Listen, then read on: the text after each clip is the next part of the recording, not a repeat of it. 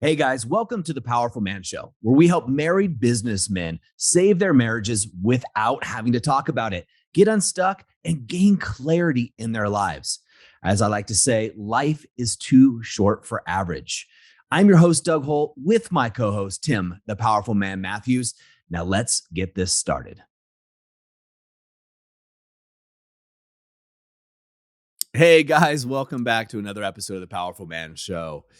Tim, my brother, how you doing, man? My brother, I am well. I am very, very well. I am content. Be a good word to use. I don't know if that's an upgrade from well or a downgrade. For me, it's an upgrade. Yeah, I've felt content for the past couple of weeks. It's definitely down to some of the routines and rhythms I've put in place. They're just helping me to be able to be way more grounded um, and maintain better perspective on things. And also, I've upgraded some of the rhythms I had in the relationship, in my relationship with Amelia. Because I'd realized I'd let a couple of rhythms go, and those rhythms provided structure, or provide structure. So I think it's been a recipe, a few ingredients in a recipe, but yeah, they're providing a lot of peace in amongst the chaos, kind of like the eye of the storm. Yeah, could see that. Just so for everybody knows, Amelia is your partner, which She we always is. check. She is. Well, guys are new to this Amazing woman. podcast. They may not know that. So we just call out people's names like, Yeah. is Amelia's mom? Is it Amelia's? Yeah, no, I don't have Sometimes. a relationship rhythm in place for my mum. Although she does listen to the podcast, so mum, don't hold it against me. We do speak to each other every week, so let's call that a rhythm. Um, but yeah, I think that goes hand in hand with what we wanted to talk about, right? This idea of being a bit more grounded. So the reason why I wanted to bring this up, as I shared this idea with you last week, and it came in response to one of the inner circle guys and what he was experiencing. And I have experienced this at times. You're really good with this, at least from what I see and hear and believe what you tell me. Well, Um, let's just end the podcast there. and it's the idea of responding versus reacting, right? So what was going on for this inner circle guy is there's a private way that we allow the guys to be able to communicate with us to get fast, just on the spot coaching. So it's within a walkie-talkie app called Voxer. I'll share some voice notes. We can give some coaching feedback usually within a few hours. So this voice note came through, sharing his experience. You could hear the tonality in his voice. You could hear the tempo of his voice. You could basically feel the visceral reaction that was going on inside of him in response to something his wife had said and done. Now, what she had said and done doesn't really matter for the context of this story, but the important thing in listening to him is the idea of, do you respond or do you react? Because if you're going to react, then straight away you're going into defend, explain, excuse, reacts. And the undercurrent of dear is insecurity, uncertainty, and wavering, really, kind of blowing in the wind, not really knowing what you stand for, saying yes to things that might be a no, and so on. There's a whole host of things that go into that. So, what I wanted to talk about really was dive into what men can do when they find themselves in this position, right? They're confronted with a situation, and it could be their wife, it could be somebody in the business, it could be somebody else out on the street, right? Because I think this has a lot of multiple uses. And I want to give the guys some practical things that they can do, be it exercises, perspectives they can use. I'm not so much bothered about what to say. I mean, we dive into what they can say so much in the hidden motives technique and in everything else that we give the men, that the men use to fix a marriage without talking about it. So I want to take this a little bit further. So over to you, Dougie Fresh. Do you have any ideas? Like I said, I know you're brilliant with this stuff. Yeah, well, thank you. Um, so yeah, I do. So there's different layers to this game, right? There's different layers to every game, but especially this one. And where I first started and where I usually first start the men if they're just getting into this practice is breathing, right? It sounds stupid, but what I had to do is bite my tongue, so to speak, metaphorically, sometimes physically bite my tongue, and count to 10 before I responded. Because what happens is when you get upset or someone says something, there's an instant visceral reaction oftentimes. And that's based off the lens through which you view life. Mhm. An example, I could get upset and be like, well, Tim didn't ask me how I'm doing on this show. What a narcissist. And go through this whole story about it. This whole story about it. Or I could just let it roll off my back and just relax. I give Tim a hard time about this all the time. So it's funny to us. Uh, However, my wife could say something to me and she could say something to me that hurts my feelings, right? We call it trigger. It's such a kind of a popular word now, but triggering really means it gets your emotions up. You're ready to react. Like you feel angry instantly. There's a visceral reaction that happens that you want to come to. Now the key is not letting your emotions take over, right? You want to be in control. And one way to be in control is to count to 10. Hold your breath, count to 10, and just be there. Be there with your thoughts and your feelings. Now, what you want to do is take deep breaths. Very important. I usually, when I did this, and this is years ago, but I remember a distinct time I did this, Tim, early in my journey. It's so funny that it brings me back every time I share it with guys. Is I did 4 seconds in, box breathing, 4 second hold, 4 seconds out, 4 seconds hold for 10 seconds, 10 breaths. It wasn't 10 seconds, 10 breaths. It's a long time, which creates a long gap of silence as well, right? And almost every time my wife would continue to talk. So that's when you kind of learn this whole idea of emptying her berries, right? I'm starting to put things together at this point in my journey. Okay, she's emptying. Also, what happens a lot here is I get more information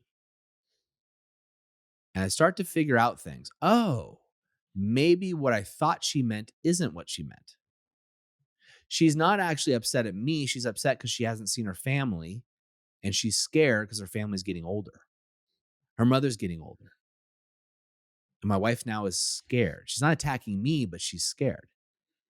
Now, I told the story to the guys, to a group of guys just the other day. I was talking to somebody else. I was out trick or treating for Halloween with my kids. I got a 2-year-old and a 5-year-old, as you know, Tim.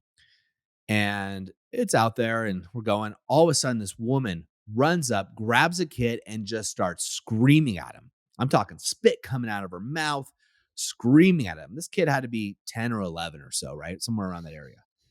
And instantly, as a man, you have this, and a parent, as a father, you have this visceral reaction to go defend this kid, right? Became almost instantly clear that it was his mom, right? And what she was saying. She was yelling at him. And then became very clear she was scared shitless. But see, we were out trick or treating in the town I live in, and there were thousands of people out, right? Mostly locals, but it's a small town, but there were other people out, busy street. And this kid had been missing for an hour. And there were 20 or so people out there looking for him. His mom thought he had been abducted for an hour. So she was scared and she reacted. And she reacted in a way that I'm sure she is not happy about. I'm sure none of us would be. And a lot of us as fathers and parents have done that. But the point being is you want to know the context behind the situation. And if you're reacting, you lose that edge. You lose that ability. So what I've learned, first step is breathe. Take some time. Let your emotions cool down. Now, you could be right? Your initial reaction could be right. But reacting, being part of that deer, right? The R is react. That takes you out of the game. Takes you out completely. When you respond, you're using what we teach called engaged indifference.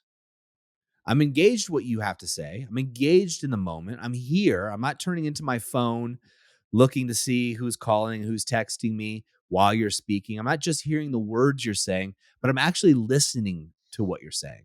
Only I think it's 5% of communication's verbal. The rest are the nonverbal cues, the tonality, what's behind the message. But if I'm engaged, but if I'm indifferent of the outcome or indifferent of the emotional response, now we can have a conversation. I can draw more out of you and I can actually get to the depths of this conversation. And that is for most marriages and most business communication, that's the sweet spot to be in. Not easy, but it's a bit of a stoic approach. But first step, Tim, for guys, the first part of their journey is you got to breathe. Yep, I'd agree. Because to your point, there is a visceral reaction. They'll feel it, right? The stomach will tighten, the breath will shorten, they may begin to frown, they may then hold the breath because you're about to say something. It's like, up, up, up. And then all of a sudden something comes out, which is the reaction. So I'm with you. um, Well, it's not only that, let me jump in here, is when you feel this visceral reaction, the person you're communicating feels it too. Especially if it's a woman in her mhm, feminine energy, she's going to feel it. Just like you could tell if you've ever had a conversation with a friend or in a business situation where you're angry or they're angry, you can feel it. Even if they're trying to mhm, play it off, you're like, "Phew, that guy's pissed." Like you just know, right? Even as much as that person's trying to hide it. Now, your wife, and if we're talking about women in particular, but your wife, she's going to feel it 10x, if not 100x. Your energy goes in the door before you do, guys. mhm, Men pick it up, but women definitely, they have a radar for this, right? It's a safety built-in safety mechanism for women. So they feel it. So you have to be in control rather than just biting your tongue. So if you're feeling the tension, she's also going to feel the tension. mhm, And if you're going, trying to speak, that means you're not listening, mhm, right? You're just trying to get a word in edgewise. mhm. Yeah. The practice I'm going to throw out there. So breathing is the first one. The second one is when we give the guys as part of their Alpha Rise and Shine, more of an advanced version, really, especially the guys that are either in the Brotherhood, the Inner Circle, or have been to an Alpha Reset. There was a series I recently did, a masterclass I did for the guys in the Brotherhood on grounded masculinity. And in essence, the premise of all that is what you think in your mind, you feel in your body, and essentially, in order for you to experience all the amount of joy, for example, that there is to experience, you also get to allow yourself to express the sadness that you may be holding on to, the frustration, the anger, and so on. And as men, we've become so conditioned to be afraid of our anger, even though an element of it is a very healthy response to somebody overstepping the mark, right? Doesn't mean you go straight from 0 to 10 and it results in a fight, but you been able to feel that level of anger rising inside of you and take a stand for what's important to you is important because that'll then be communicated in your tonality and your body language and so on and so forth. And people know then that it's a very firm and clear no, right? So anyway, one of the things you can do if you find yourself getting triggered and you find yourself reacting more than you'd like and you want to respond more, then part of that might be because what is being said to you is triggering something inside of you that you believe to be true about yourself. Or it could be triggering some emotion inside of you that you haven't dealt with. You get to express and release. So, um, there are various things you can do to do this, but to keep it simple, as part of your alpha rise and shine, if you guys are doing that, if you're new to the show, then it's a morning ritual that the men use in the activation method. It's part of the Live as a King system. And similar to breathing, if you were to imagine Doug's box breathing, if you were to include this practice into your morning routine, it's kind of the way it works for me and the guys that went through the masterclass is kind of a hybrid between box breathing, Wim Hof, and some primal movement and sound. I would say screaming. I mean, screaming does sometimes happen, but sound. Giving yourself a space where you're able to actually express and vocalize. And that could be shouts, moans, swearing, words, it could be whatever it may be. And they would come on the exhale. So you'd have a very full inhale through your nose, fill up your belly, your chest, your rib cage, a slow inhale. And then on the exhale, breathe out through your mouth, soft jaw. And right at the end of the exhale, that's where you can, usually some noise will come up. And when you give yourself permission to express that noise, it can be very cathartic. Now, obviously, disclaimer, don't try that at home per se. If you want to find out more, um, have a look at it. Google, you could go and Google. In fact, there's a great book, Just Breathe, by a guy called Dan Brule. He has about 21 different practices in there, and some of them incorporate a little bit of this. But the key difference would be the vocalization. And just play with it and see how that helps on a morning.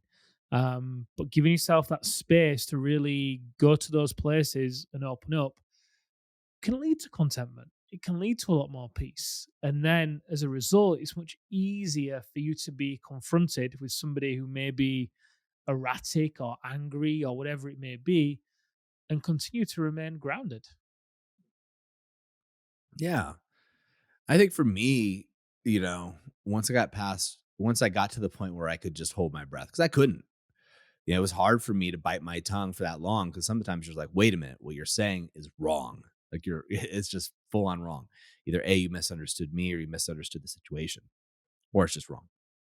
Is for me, Tim, I think what worked was really just understanding this whole concept of standing in your power, right? And kind of what we call it the powerful man is being the lighthouse. So in the midst of the storm, you want to be the lighthouse. You're going to get shit tests. You're going to get tests. You're going to have people testing you and your metal all the time as a man, especially as a powerful man. But when you can stand in your power, it just washes right off you. This is not a dialogue or something you have to say or something you have to do. It's just the access of power within inside of you. And what we teach is live from the inside out versus the outside in. And that's really the key component here. Because when you can stand in your power, my wife, who I love dearly, can come at me like a storm or what have you, or saying all of the meanest things in the world. And it's almost like she's like my 2-year-old daughter saying those things. Sure, they could still hurt, but they don't hold power over me. Right. And early on in my marriage, that was one of my problems is what my wife thought and said had power over me. Right. I gave her too much of my power. When you have your own power and you're standing in it, you're able to breathe just in the eye of the storm. Because when this is happening, we're talking about responding or reacting. You're going to react if you're not breathing. You're going to react if you're not in your power. If Mhm. you're steadfast, you're solid within yourself. There's ways to learn to do this, guys. Go back and Mhm. listen to any of the Alpha Reset podcasts. And the best way that Tim and I have ever seen anybody, and anybody that's been to one can tell you, how to get into the power of who you are. It's that man that that you lost that's inside of you for most of us. It was for me and Mm. men that go through that part of the program, which is a graduate program, by the way. So the Alpha Reset's an experiential program. You have to go through the foundation, which is our activation method, to get to this, just to be clear, if anybody doesn't know. But what that does is allows you to access that man you just know is inside of you. That the king that you know is inside of you. The person that you know has always been there, but for some reason you can't access. Mhm. And once you're in your power, you cannot be toppled. You just No. can't. I think a key distinction here, someone asked, "Hey, what does leadership look like?" To which my response was, "It's not about what leadership looks like; it's about what it feels like." Right. To your point, when these guys come out of the Alpha Reset, they experience embodiment. Right. The definition of embodiment is a tangible or visible form of an idea, quality, or feeling. Right. Tangible and visible form of an idea, quality, or feeling. So, if you were to be an embodied man, for example, an embodied powerful man who's able to respond versus react, that is tangible. It's visible on how you carry yourself. It is felt by people around you. And unfortunately, there are a lot of men out there, and I certainly was one of these, who didn't know how to be comfortable in my own body. There was so many emotions I had not dealt with that would bubble up and rise to the surface that would, for me, be the root of why I would react to a lot of things. Whether the reaction was anger, whether it was fear, whether it was sadness, whatever it may be. Um, it, it was like there was just some it's like this bottle here, right? I'm drinking out of this. Amelia brought me an amazing tea. At the bottom of this clear glass bottle, at the bottom of the tea, there's sediment, right? And the sediment keeps rising every time I move the bottle. That was kind of like the emotions I had not dealt with because I didn't know how to deal with them and how to be in my body. I wasn't embodied. And the key is you got to get that sediment out of the way. You've got to get it out of the bottle, for example, so it's clear and you can see through it again.